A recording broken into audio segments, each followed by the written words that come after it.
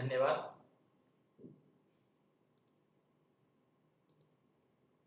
आज हम लोग जैसे हमने आपको पहले कमिट किया था कि हम लोग बातचीत करेंगे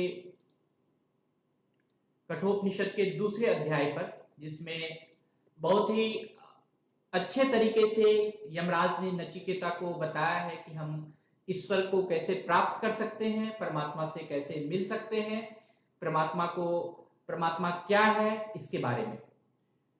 जैसे पिछले सत्र में हमने बातचीत किया था कि हम एक रथ पर सवार हैं और उस रथ का जो घोड़ा है वह शब्द है, वह स्पर्श है, वह रस है, वह गंध है। इतने सारे इंद्रियां जो है हमारे, ये सभी स्थूल विषय है। जितने भी ये जो बड़े बड़े सब्जेक्ट्स हैं, आप कोई भी चीज आप बाहर की तरफ देखते हो, अगर आप कोई वन देख रहे हो, कोई उपवन देख रहे हो, तो आप बाहर की दुनिया में देख रहे हो। अगर आपको कोई स्मेल आ रहा है, कोई चीज का सुगंध आ रहा है, तो वो बाहर से आ रहा है। अगर कोई आवाज आ रही है तो वो बाहर से आपको वो आवाज आ रही है। तो जितने भी ये जो हमारे इंद्रिय है, ये सारे विषय जो भी हैं वो बाहर है, हमारे अंदर नहीं है, हमारे शरीर के अंदर वह विषय नहीं है। इसका यथार्थ ज्ञान करने के लिए इंद्रिय की रचना हुई थी। जो बाहर से शब्द आ रहे हैं, जो बाहर से आपको कोई चीज दिख रहा है, जो बाहर से ज्ञान आ रहा है, उसको हम कैसे उसके बारे में समझें, उसके बारे में कैसे हम इसका विश्लेषण करें। क्योंकि इसका ज्ञान हुए बिना ना तो मनुष्य किसी विषय के स्वरूप को और ना ही उसके गुण को समझ सकता है, ना ही उसके बारे में जान सकता है। और यथा योग्य अगर हम इसको त्याग करते हैं और हम सोचते हैं कि नहीं हम इसको नहीं ग्रहण करना चाहते, ये स्मेल अच्छा नहीं है, ये ध्वनि अच्छा नहीं है, तो हम वो भी कर सकते हैं। हम वह भी जब हम अगर करना चाहें तो वह भी हम कर सकते हैं कि जब हमें वो चीज पसंद नहीं हो, जब वो इंद्रिय तत्व जो हमें पसंद नहीं हो, तो हम उसको अवॉइड भी करते हैं। तो जो ग्रहण करना है और जो त्याग करना है, भगवान ये जो इंद्रिय है वो आपको किसी उद्देश्य के लिए दिया हुआ है, किसी उद्देश्य को सिद्ध करने के लिए दिया हुआ है, किसी नवीन कार्य को संपन्न करने के लिए, उसके संपादन करने के लिए दिया हुआ है। जो इंद्रिय का निर्माण है वो आपको सुबुद्धिदायक विशुद्ध विषयों का ग्रहण करना, मतलब बहुत अच्छे से अच्छे जो विषय है उसका ग्रहण करना, जो अच्छे से अच्छे इंफॉर्मेशन आपको इंद्रिय के थ्रू आ रहा उसका ग्रहण करना। स्वास्थ्य का जो विषय है, जो आपका स्वास्थ्य जिससे अच्छा हो वैसा विषय ग्रहण करना, जो सुखमय हो, सुखमय से जीवन बिताएं जिससे हम, वैसा विषय ग्रहण करने के लिए हमें ये इंद्रिय जो है वो उस तरह के विषय को उस तरह से जीवन बिताने के लिए परमात्मा ने हमें इंद्रिय की ओर अग्रसर किया, ये इंद्रिय हमें दिए। इसलिए स्वयं को भगवान ने इन इंद्रियों का मुख जो है बाहर की ओर बनाया। जो इंद्रिय है वो बाहर के जितने भी स्टिमुलेशन है उसको गेन कर रहा, ना कि अंदर के स्टिमुलेशन को गेन कर रहा। तो आपको समझना होगा कि ये जो इंद्रिय है, ये हमारे ईश्वर ने ऐसा रचना किया है कि हम क्या करते हैं, बाहर के विषय को गेन करते हैं, बाहर के सब्जेक्ट को हम अपने आप में लाते हैं। परंतु हम विवेक के अभाव में, कभी कभी ज्ञान के अभाव में, अधिकांशतः मनुष्य इस बात को नहीं जानते हैं कि हम बाहर के विषय में ही ज्यादा लीन हो जाते हैं। और जो हमारा जो शक्ति बस अगर हम इस इंद्रिय को बस में करें, शक्ति बस अगर हम इस इंद्रिय को भगवान के चरण में लगाएं, शक्ति बस इस इंद्रिय को अपने परमात्मा के पास ले जाएं, तो हम इन सारे विषयों से हटकर, इन सारे शोकमय विषयों से हटकर, हम इन सारे अशुद्ध विषयों से हटकर हम भगवान में भी लग सकते हैं। तो वे अंतर्यामी परमात्मा की ओर हम नहीं देख पाते हैं, क्योंकि हमारी जो इंद्रिय है हमेशा बाहर की तरफ लगी रहती है, अंदर की तरफ तो वो आती नहीं है, बहुत कम आती है।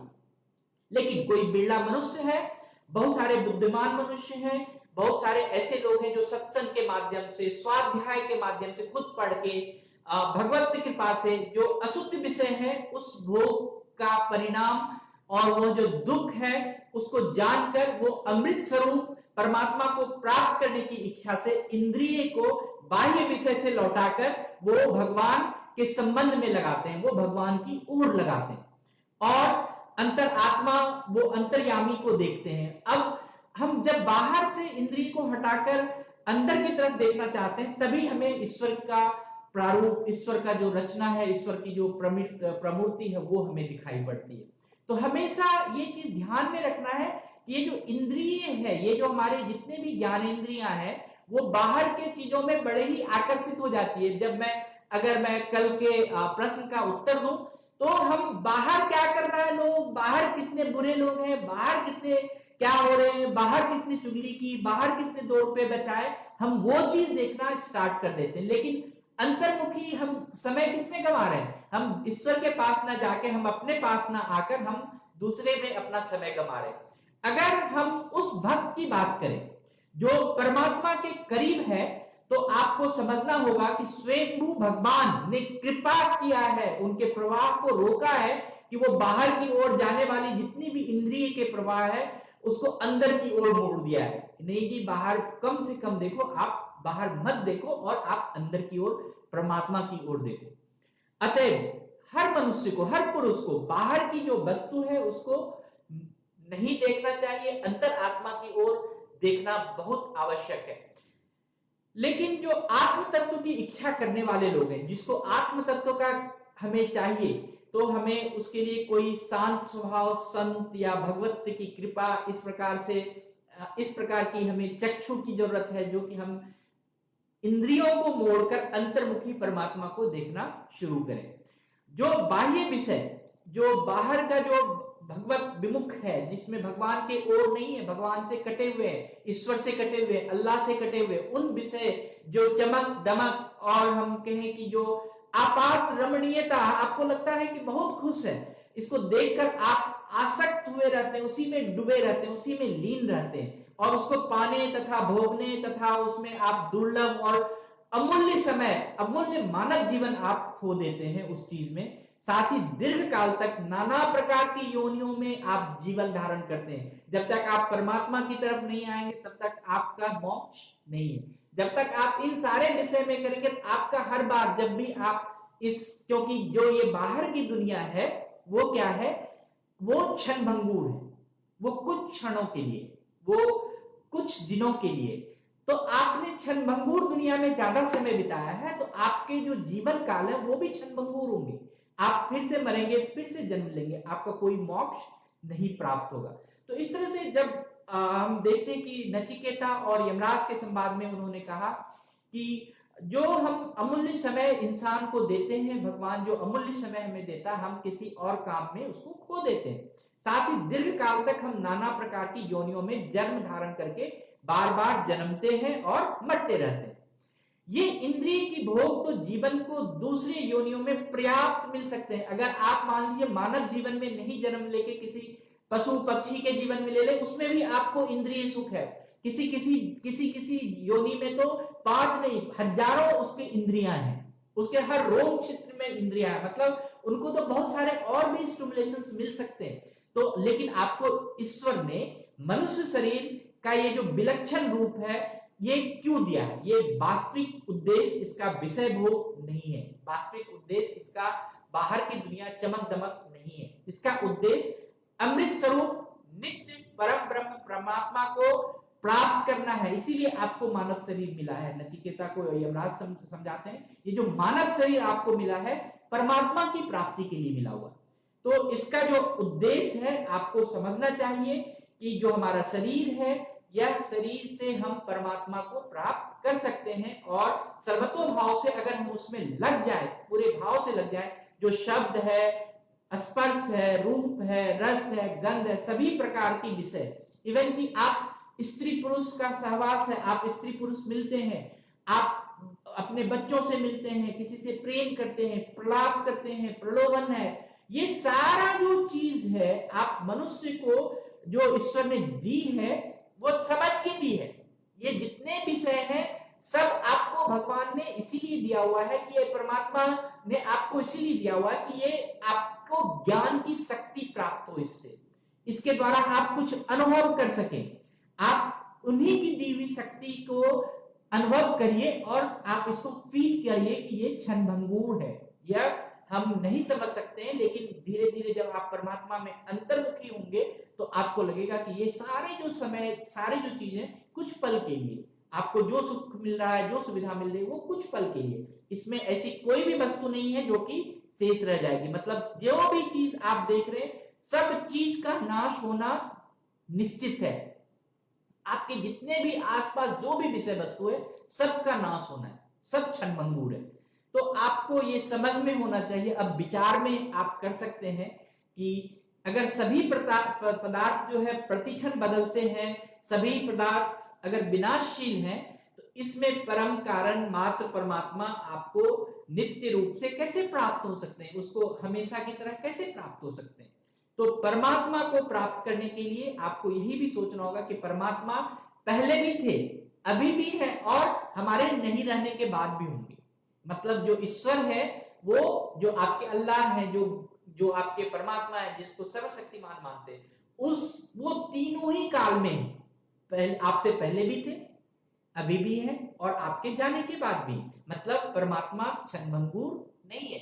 लेकिन जो इंद्रिय विषय में आप लग जाते हैं, वो तो सारे क्षणभंगुर हैं। तो नचिकेता और यमराज के संवाद में कहता है, अतः हे नचिकेता, तुम्हारा पूछा हुआ वह ब्रह्म तत्व यही है जो सबका शेषी है। मतलब जो सब चीज से बच गया है, जो जितने भी क्षणभंगुरता से बचा हुआ, वही जो है ब्रह्म तत्व है, वही ईश्वर तत्व है, वही अल्लाह का तत्व है, वही परमात्मा का तत्व है। तो आप जो है इसका, अगर आप इसका धारण करना चाहते हो, अगर आप इसको पाना चाहते हो, तो इसकी अवधि और इसकी जो परम गति है, उसको आपको सोचना होगा। हम लोग इसको और भी आगे बढ़ाएंगे इस चर्चा को। और हम कल, लेकिन इससे पहले हम एक कल जो मेरे दिमाग में आ रहा है कि वो चर्चा जरूर करना चाहिए कि जो हिरण्यगर्भ के बारे में हम बोलते हैं कि हमारा जो भी ये उत्पत्ति है हमारे जो मानव जीवन की या किसी भी जीवन की या परमात्मा की उत्पत्ति कहां से हुई, कैसे वो आए। ये परमात्मा शब्द का जो हम सुनते हैं, ईश्वर के बारे में सुनते हैं, वो कहां से कैसे बने। तो हम जरूर इसी नचिकेता और यम के संवाद में इसको आगे बढ़ाएंगे। Thank you sir. Gupta sir.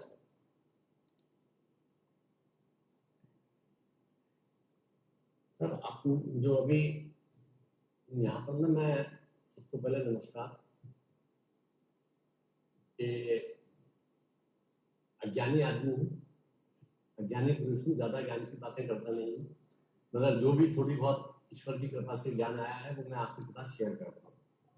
अभी बात कर रहे थे ना, आवृत्ति के सेंसरी प्रोसेसिंग की बात कर रहे थे, तो प्रतिक्षण अभी हम सब लोग बैठे हुए हैं, ये प्रोग्राम चल रहा है, मगर फिर भी हमारे पास में जो स्टिमुलेशन है, बाहर से उत्तेजना जो है, वो उद्दीपन जो है हमारे पास में आते जा रहे हैं और हम उनको प्रोसेस करते जा रहे हैं, मगर हमारा नियंत्रण है उनके ऊपर। प्रोसेसिंग करने के बाद में हम उन्हीं को रिस्पॉन्ड करते हैं जिनकी आवश्यकता होती है, बाकी को रिस्पॉन्ड नहीं करते। तो जो निष्कर्ष निकलता है वो ये है कि जो वेद शास्त्रों और ग्रंथों को याद कर लें।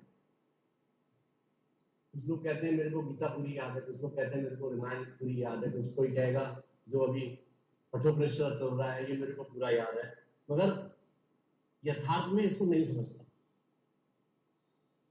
हम जो बात यहाँ पर कर रहे हैं वो इसको कर रहे हैं कि जो इसके अंदर उपदेश दिए गए, जो बातें कही गई हैं, उनको हमें समझना चाहिए। पहली बात क्या कि हमारे को अपनी इंद्रियों पर नियंत्रण करना बहुत आवश्यक है, हमारे को चिंतन करना बहुत आवश्यक है, हमारे को आस्था रखना बहुत आवश्यक है, तो तभी उसका फायदा होता है। बाकी आप याद कर लें उसको कि भाई जो हमने यहाँ बात करते हैं उसको मैंने याद कर लिया, आप कभी भी बोलेंगे तो मैं आपको बता दूंगा उसको।